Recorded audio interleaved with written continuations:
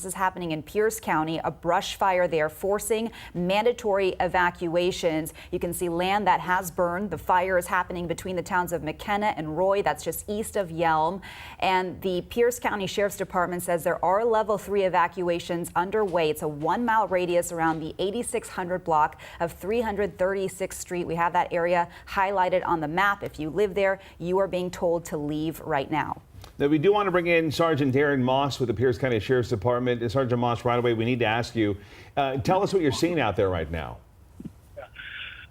Right now, I'm standing up on top of a hill. There's a dirt road that takes me up here off of 336th Street at the 8600 block. It's mostly just the middle of a field in between two little hills here, but there is forest area both to the north and the south of this field. We're trying to keep the fire away. I say we. The fire departments and DNR are trying to keep the fire away from those tree lines. It's right in between these tree lines. There's 3 power lines going through here, which is why there's clearing. And unfortunately, we're going to have to turn the power off so the helicopters can dump water close to these power lines. So that is going to affect a lot of people. I've heard it's between Maple Valley all the way down to Olympia, possibly.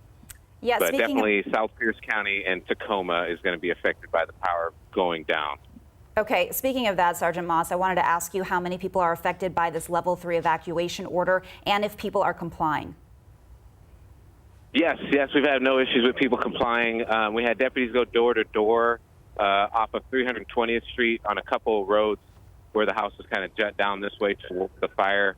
The wind was carrying it north. It's kind of stagnant right now. That level 3 evacuation is the same as it was when it first started. All the evacuations have been completed. If we have to do more, we'll update on our social media pages, the Pierce County government page and the South Pierce Fire and Rescue pages. And then I'm going to be trying to get an update to you guys as well. And you mentioned those power outages that will be forced to happen because of this. Do you have an estimate on how many people will be affected? You gave us some areas, but roughly a number? I have no idea. Okay. A large number of people. Guy. But potentially this could impact the city of Tacoma as well, even though the fire is miles away from there. Yeah, I was told Maple Valley through Olympia possibly. So it's a long, long ways. And do you have any idea of how many resources are out there? We've seen some planes overhead, and it does look like from our vantage point with Sky King that we can't see any active flames, but certainly a large area that has burned.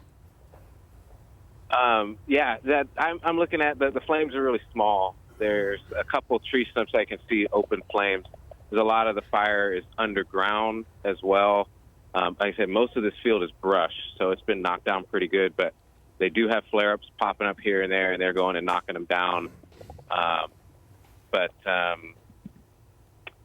forgot the rest of your question. It was just how many resources you have out there with the Sheriff's Department as well as firefighters. We have 3 helicopters from DNR out here, Pierce County Department of Emergency Management, South Pierce Fire. We've got firefighters from JBLM.